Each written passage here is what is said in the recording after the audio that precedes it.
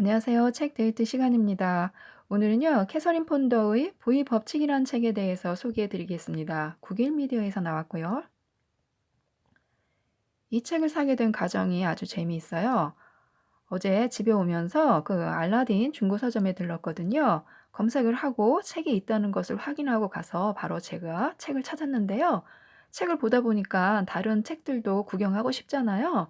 그래서 구경하다가 발견한 책이 바로 구의 법칙입니다. 문득 그런 생각이 들어요. 꼭 책이 아니어도요. '내 꿈은 이거야.' 하고 이렇게 달려가다가도 '이게 아닌데.' 하고 자기 꿈을 바꾸기도 하고요. 또 전공과는 전혀 다른 일을 직업으로 갖고 있기도 하고요. 또 저처럼 마트에 비빔면 사러 갔다가 설렁탕면 사서 오기도 하고요. 우리 삶은 어쩌면 이렇게 처음에 맘먹은 것과는 다른 방향으로 갈 수도 있기 때문에요. 더 매력적이고 흥미롭고 또 열심히 가다 보면 그 어떤 미지의 것들을 만날 수 있다는 그런 희망을 가질 수 있어서요. 오늘 아무리 힘이 들어도 다시 일어날 수 있는 것 같습니다. 이 책의 저자 캐서린 폰더는요, 미국에서 가장 뛰어난 영적인 작가라고 해요. 긍정적인 마음과 성공의 필수 관계를 널리 전파한 분이라고 하는데요. 이 책은 총 2부 18장으로 구성되어 있습니다. 각 장마다요, 또 소제목의 글들이 실려 있고요. 우선 1부, 당신을 부자로 만들어주는 부의 법칙 중에서요, 제가 정리한 6가지 법칙을 가지고 말씀드리도록 하겠습니다. 1. 발산과 흡수의 법칙. 부를 위한 기본 원리를 적용하면요, 확실한 결과를 낳는데요. 과학자들이 말하는 작용과 반작용, 또 경제학자들이 말하는 수요와 공급을 생각해 보면요, 씨를 뿌려야 수확을 할 수 있는 것처럼 받기 위해서는요, 먼저 주어야 하고 또 주는 것이 있으면 반드시 보상이 있다는 사실이 부를 이루는 가장 기본적인 원리라고 합니다. 거저줄 수 있는 것은 하나도 없다는 거죠. 흡수하기 위해서는요, 발산해야 하고 발산하면 흡수하게 되는 이치인데요. 보이는 것이든 보이지 않는 것이든 줄 것은 언제든지 있다는 거예요. 남에게 줄 수 있는 것이 꼭 돈과 물질만이 아니라요. 사소한 칭찬 한마디, 친절한 행동 하나, 인사 한마디에도요. 발산과 흡수의 법칙이 적용한다는 겁니다. "나는 잘 될 거야. 모두 너무 감사하다." 이렇게 자꾸 말하면요. 진짜 좋은 일들이 꼬리를 물고 오는데요. 생각이 현실을 만들기 때문입니다. 그래서 좋은 행동과 말을 발산함으로써 좋은 일들을 흡수하게 된다는 그런 법칙이 일어난다는 거예요. 이 마음의 법칙. 마음이란 이미 존재하는 세계와 아직 존재하지 않는 세상 사이를 연결하는 고리다. 마음속에서 이루어진 일은 현실에서도 이루어지게 되어 있다고 합니다. 그래서 의도적으로 꾸준히 어떤 목표를 향해 생각과 감정, 기대를 집중시키면요. 그것이 곧 실제 경험을 만들어내기에 조용히 진정으로 경험하고자 하는 목표를 선택하고 생각하고 발산하기만 하면요. 된다고 합니다.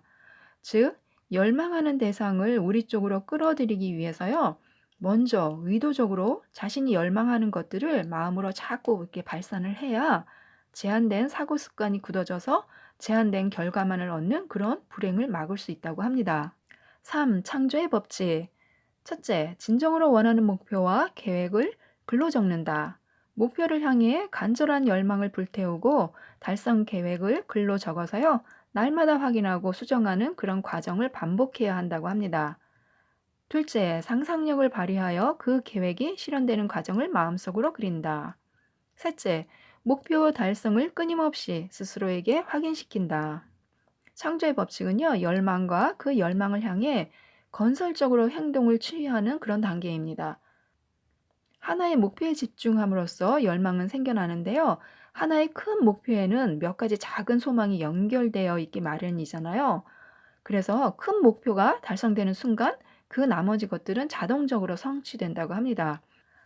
그래서 열망하는 대상과 목표를 세웠으면요. 그 실현 계획을 글로 표현해야 합니다. 왜냐하면 명백한 의도는 명백한 결과를 만들어내기 때문이죠. 부는 계획된 결과라고 해요. 의도적인 생각과 행동의 결과라는 거죠. 명확한 계획에 의해서요, 이루어진 그런 결과물이기 때문에 의도적인 계획이 없다면요, 지속적인 부도 있을 수 없다고 합니다. 그래서 매일 하루를 시작할 때와 마칠 때 목록을 수정하고 메모하는 습관을 키우셔야 합니다. 아침에 차 한 잔 마시면서 목록을 적고 또 저녁에 내가 이룬 것들을 이렇게 지우면서요.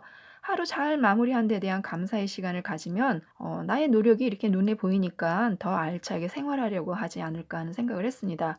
고민거리를 늘어놓는 그런 시간에요. 부에 대한 계획으로 미래를 지배하는 거죠.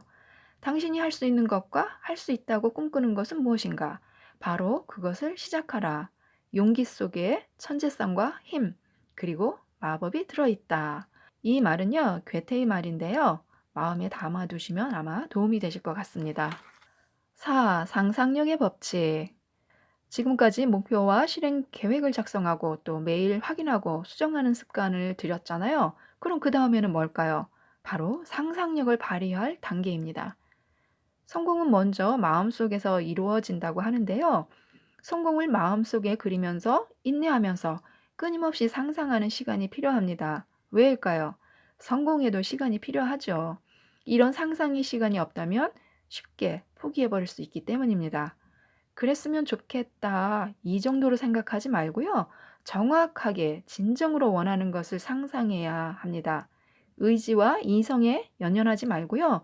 진정으로 원하는 것에 집중하는 어떤 적극적인 상상력을 발휘하시면 됩니다. 대충대충 상상한다면요. 그런 정도의 결과만 얻게 된다고 해요. 그래서 사람은 자기가 상상하는 대로 변해가게 되어 있으니까 끊임없는 그런 상상은요. 무엇이든 변화시키고 창조하는 능력을 발휘하게 된다고 해요. 그래서 아주 멋진 상상을 해보시기 바랍니다. 5. 명령의 법칙. 상상력을 발휘해서 마음속에 이렇게 그림을 그렸다면요. 이제는 상상한 그대로 되라고 명령할 차례입니다. 이 명령의 법칙은요. 지배권을 얻기 위한 것으로 이 법칙을 적용함으로써 불어가는 길을 장악할 수 있다고 해요. 내가 세운 원대한 목표와 기대 수준이 현실화될 것을 믿고 과감하게 명령함으로써 성공의 문을 활짝 여는 것이죠. 다짐이란 일종의 명령인데요. 매일 소리내어 다짐하는 습관이야말로 명령의 원리를 실현시키는 가장 간단한 방법이라고 합니다. 원치 않는 것만 이야기하지 말고요. 원하는 그것을 바로 다짐하고 끊임없이 선언하세요. 그것들은 곧 현실이 된다고 합니다. 왜냐하면요. 자신이 하는 말을 통해서 자신의 세상을 만드는 것이라고 해요. 나는 세상의 모든 사람들 중에서 가장 선량하고 훌륭한 사람들만을 만나고 싶다.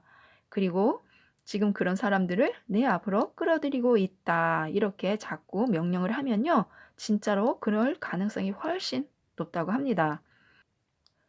6. 돈의 법칙. 돈에 대한 감사가 불을 불러오니까요. 더 나은 경제적 환경을 만들기 위해서 돈에 대해 호의적인 태도를 갖는 게 중요합니다. 이는 발상과 흡수의 법칙이 돈에도 적용되어서 그런데요. 우리가 존중하는 것은 우리에게 다가오게 되어 있고요. 경멸하는 것은 우리를 배척하게 되어 있는 것과 같은 이치입니다. 돈도 그 원리대로 작용하니까요.